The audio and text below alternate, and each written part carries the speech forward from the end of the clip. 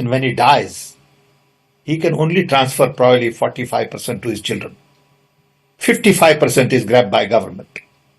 अब कांग्रेस का कहना है कि वो इनहेरिटेंस टैक्स लगाए, माता पिता से मिलने वाली विरासत पर भी टैक्स लगाए। आज कांग्रेस पार्टी सैम पित्रोड़ा के बयान के बाद कंप्लीटली एक्सपोज हो गई है।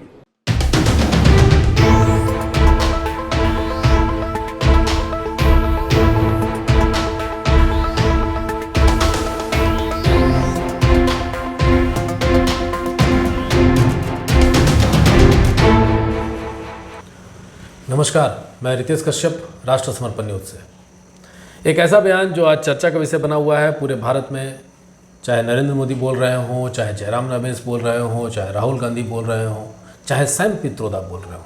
मैं इन चारों का नाम मैं इसलिए ले रहा हूं क्योंकि इन्हीं चारों पे पूरा का पूरा आज राजनीति चल रही है। कांग्रेस के मैनिफेस्टो में बहुत सारी चीज़ें आई हैं जिसमें जातिगत सर्वे की बात कही गई है, इंस्टीट्यूशनल सर्वे की बात कही गई है। गांधी के बयान के बाद एक व्यक्ति हैं जो राहुल गांधी के परिवार के बहुत बड़े सलाहकार माने जाते हैं, कांग्रेस पार्टी के सलाहकार माने जाते हैं। स्वतंत्र तरीके से वो बहुत बातें बोलते हैं और लेकिन उनकी कही गई बातें बहुत सारी चीज़ें कांग्रेस मानती है। दायित्व की बात की जाए, इंडियन ओवरसीज कांग्रेस के अध्यक्ष हैं, उनका नाम है सैम पित्रोदा। सैम पित्रोदा ने इनहेरिटेंस टैक्स की बात की। इनहेरिटेंस टैक्स का मतलब होता है विरासत टैक्स।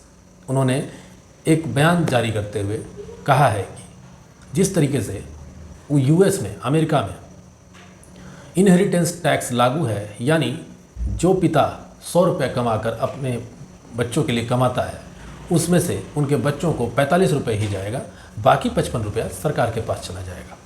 ये यूएस में होता है।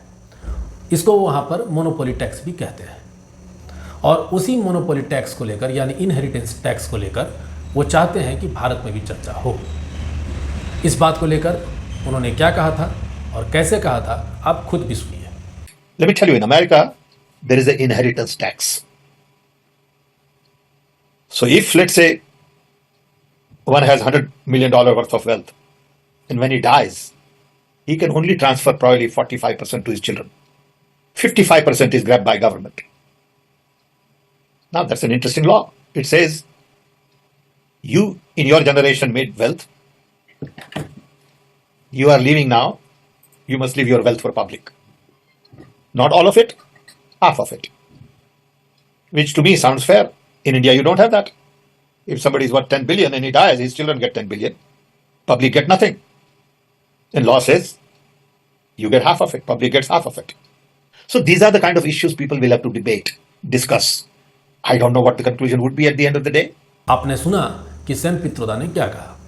सैम पित्रोदा के बाद नरेंद्र मोदी हमलावर हैं। कांग्रेस पार्टी के खतरनाक इरादे एक के बाद एक खुलकर सामने आ रहे हैं। शाही परिवार के शाहजादे के सलाहकार, इस शाही परिवार के शाहजादे के पिताजी के भी सलाहकार, उन्होंने कुछ समय पहले कहा था, और ये परिवार उन्हीं की बात मानता है। उन्होंने कहा था कि हमारा देश का जो मिडिल क्लास है, मध्यम वर्गीय लोग हैं, जो मेहनत करके कमाते हैं, उन्होंने कहा उन पर ज्यादा टैक्स लगना चाहिए। ये इन्होंने पब्लिकली कहा है। अब ये लोग उससे भी एक कदम आगे चले गए हैं। अब कांग्रेस का कहना है कि वो इनहेरिटेंस टैक्स लगाएगी, माता पिता से मिलने वाली विरासत पर भी टैक्स लगाएगी। आप जो अपनी मेहनत से संपत्ति जुटाते हैं, वो आपके बच्चों को नहीं मिलेगी, बल्कि कांग्रेस सरकार का पंजा उसे भी आपसे छीन लेगा। यानी कांग्रेस का मंत्र है कांग्रेस की लूट। कांग्रेस का मंत्र है कांग्रेस की लूट, जिंदगी के साथ भी और जिंदगी के बाद भी। जब ये बात आग की तरफ फैल गई तो कांग्रेस को लगा कि इस मामले को तुरंत शांत करना चाहिए, नहीं तो उनके लिए नुकसानदेह साबित हो सकता है। तो जयराम रमेश ने ट्वीट करते हुए कहा कि यह सैम पित्रोदा का निजी बयान है, वह स्वतंत्र हैं, वह अपनी अभिव्यक्ति की आज़ादी का उपयोग कर सकते हैं। इसीलिए उन्होंने कहा इसका मतलब ये नहीं कि हर बात कांग्रेस मानेगी। उनका ये कहना था, ऐसा कहना चाहते थे वो। सवाल ये है कि क्या ये सिर्फ संयोग था, क्या ये उनका निजी विचार था? नहीं, ये सामने आपके तस्वीर है जहां आपको दिख रहा होगा कि द इकोनॉमिक्स टाइम्स में भी इनहेरिटेंस टैक्स को लेकर के एक खबर छपी थी जिस वक्त फाइनेंस मिनिस्टर चिदम्बरम थे। उसके बाद 2013 में भी छपी थी और 2012 से पहले 2011 में भी यह खबर छपी थी इनहेरिटेंस टैक्स को लेकर। यानी 2011 से लेकर 2013 तक इनहेरिटेंस टैक्स को लेकर चर्चा करने की कोशिश की गई थी, समाज के बीच लाने का प्रयास किया गया था। हालांकि 2013 के बाद चुनाव का माहौल आ गया 2014 में, ये बातें उस वक्त नहीं बढ़ी।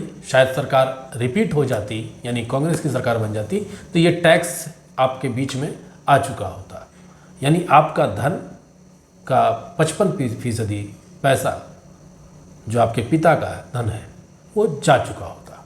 हालांकि वो कहना ये चाह रहे हैं कि इसमें अमीर लोगों की बात कही जा रही है। तो सवाल ये उठता है कि अमीर का पैमाना आप क्या रखोगे?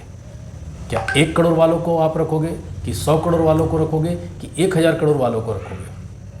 क्या उन्हें भी रखोगे जैसे धीरज साहू जैसे लोग जो कैश में पैसा रखते थे 350 करोड़, उनके लिए भी ये कानून आएगा?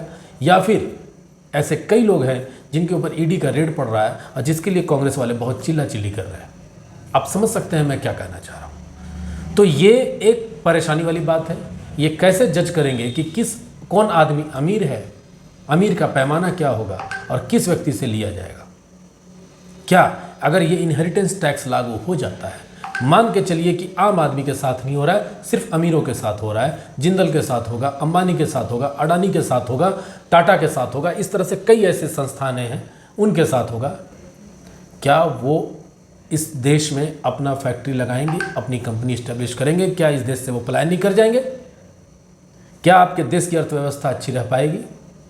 ये सोचने वाली बात है। आपको ये सोचना होगा कि आखिर कांग्रेस क्या करना चाहती है। खैर, ये तो कांग्रेस की बात है। कांग्रेस की सत्ता अगर आती है तो ज़रूर वो भी कुछ सोच करके ही ये उन्होंने कहा होगा। हालांकि सैम पित्रोदा के बयान से कांग्रेस ने किनारा कर लिया है, लेकिन विचार करने वाली बात है कि क्या सैम पित्रोदा ने ऐसे ही बोल दिया या फिर उसके भी कुछ मायने रखते हैं।